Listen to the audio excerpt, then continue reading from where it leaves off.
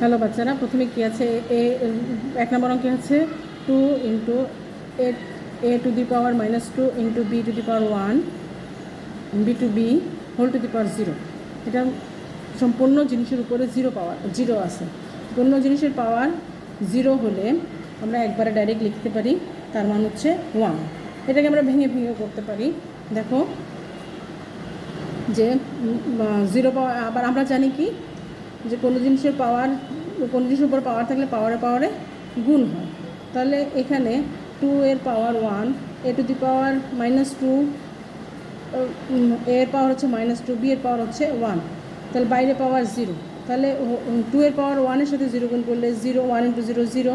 তারপরে এ এর পাওয়ার -2, তার পাওয়ার হোল পাওয়ার 0, তাহলে 0 গুণ করলে 0। বির পাওয়ার 1 আছে, 1-এর সাথে 0 গুণ করলে 0, তাহলে 2 এর পাওয়ার 0, 2 এর পাওয়ার 0, বির পাওয়ার 0, সবার পাওয়ার 0। আর আমরা জানি কোনো জিনিসের পাওয়ার যদি 0 হয় তাহলে তার মান 1, তাহলে 1 ইন্টু 1 ইন্টু 1, তাহলে ফাইনাল রেজাল্ট 1।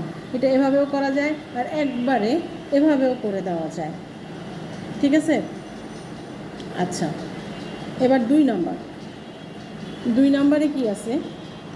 2 নম্বর দেখো, 2 নম্বরে আছে y to the power -2, y to the power minus into y to the power -4, y to the power -2, y to the power -4।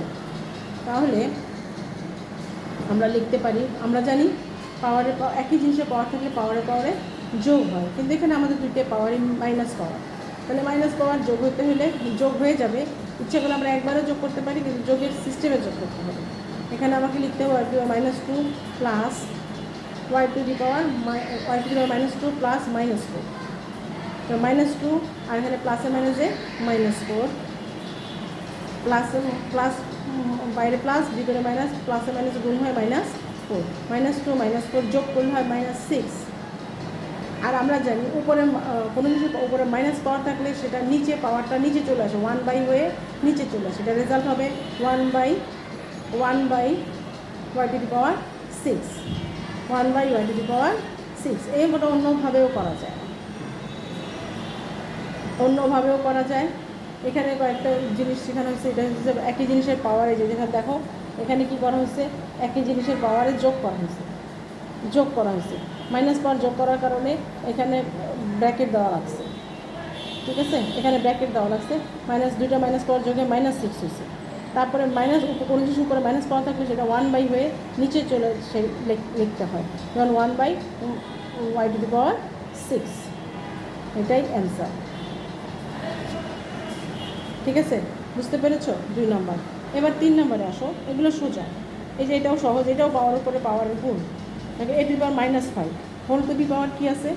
A to the power -5 whole to the power -1। তাহলে কী হবে? আমরা বলছি পাওয়ারের উপরে পাওয়ার থাকলে পাওয়ারে গুণ হয়, এগুলো তোমরা আগে করেছো। তাহলে এখানে এ টু দি পাওয়ার -5 গুণ -1, তাহলে কী হবে? মাইনাসে গুণ হয়ে +5, এ টু দি পাওয়ার +5, এটাই অ্যান্সার। এই একই অঙ্ক কয়েকবার করলে তোমার আয়ত্তে আসবে। তুমি কী করতেছো সেটা শুনে বুঝে কয়েকবার করবে। ঠিক আছে? আচ্ছা, পাওয়ারের উপরে পাওয়ার থাকলে পাওয়ারে গুণ হয়, পাওয়ারের উপরে পাওয়ার থাকলে পাওয়ারে গুণ হয়। আচ্ছা, এবার আসো 4 নম্বর। s to the power -2 into 4 into s to the power -7।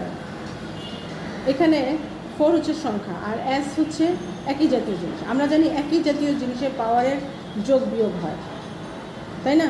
যোগ হয়, গুণ থাকলে যোগ হয়,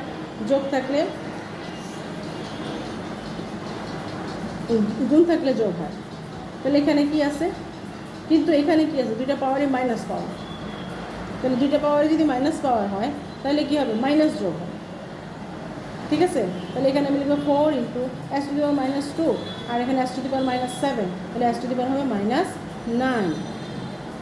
দুইটা মাইনাস পাওয়ার যোগ হয়, মাইনাস হয়। এটা আমরা 1 নম্বর অঙ্কে বা 2 নম্বর অঙ্কে অন্যভাবে বলেছিলাম, একটা প্লাস দিয়ে তারপরে গুণ করে দেখিয়েছিলাম। ডাইরেক্ট যোগ করাও যাবে। একই অঙ্ক 5টা অঙ্ক আগে বারবার করবে, তো তুমি সিস্টেমে আছো কিনা। ঠিক আছে, এই দেখো এখানে মাইনাস পাওয়ার আছে, মাইনাস পাওয়ার যোগ করে দিচ্ছি, S two the power minus 7। 4 কিন্তু কারোর সাথেই কিছু হয়নি, কারণ 4-এর একই যে 4-এর মতো 4 আর নাই।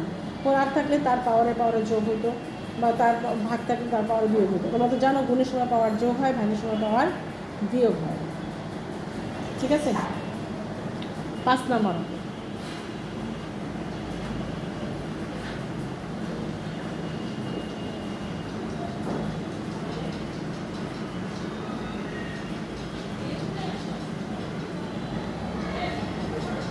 5 নম্বর অঙ্ক 3 into x to the power minus 2 into কিছু নাই মানে ইন্টু আছে, কিছু নাই মানে কি আছে, ইন্টু আছে। 3 to the power 3 into x to the power minus 2 y to the power minus 3 whole to the power minus 4। ঠিক আছে, আমি তো তোমার whole to the power minus 4 কিছুক্ষণ আগেই বলছি যে সব কিছুর উপরে পাওয়ার থাকলে পাওয়ারে গুণ হয়। এখানে কি হবে, 3-র উপরে কিছু নাই মানে কি আছে, 1 আছে। 3-র উপরে কিছু নাই মানে কি আছে, 1 আছে। ঠিক আছে, 3-র উপরে কিছু নাই মানে 1 আছে। একে তাহলে কী হবে, 3 ইন্টু যে পাওয়ারের উপরে পাওয়ার, সম্পূর্ণটার উপরে পাওয়ার 4, সম্পূর্ণটার উপরে কী আছে 4। তাহলে 3-র উপরে মাইনাস পাওয়ার, 3-র উপরে 1 পাওয়ার আর মাইনাস 4 গুণ হয় minus 4, 3 to the power minus 4। আর এখানে x to the power minus 2 into minus 4 y to the power minus 3 into minus 4। বুঝতে পারছো? এটা পাওয়ারের উপরে পাওয়ার থাকলে পাওয়ারে গুণ হয়, গুণ করতেছি। এখানে 1-এর সাথে গুণ হয় মাইনাস 4, এই গুণটা মাইনাস 4টা আমি মাইনাস 1 ইন্টু মাইনাস 4টা দেখাই দিই, ডাইরেক্ট লিখে দিচ্ছে মাইনাস 4। আচ্ছা, আর এখানে এক্স টু দি পাওয়ার এখানে গুণ করো, মাইনাসে মাইনাসে প্লাস, 4 দুগুণে 8, x to the power plus 8। এটা y to the power plus minus 3 minus 4 গুণ হয় প্লাস 12। ঠিক আছে, তাহলে এখানে আসতেছে কি equal to 1 to the power 1/3 to the power.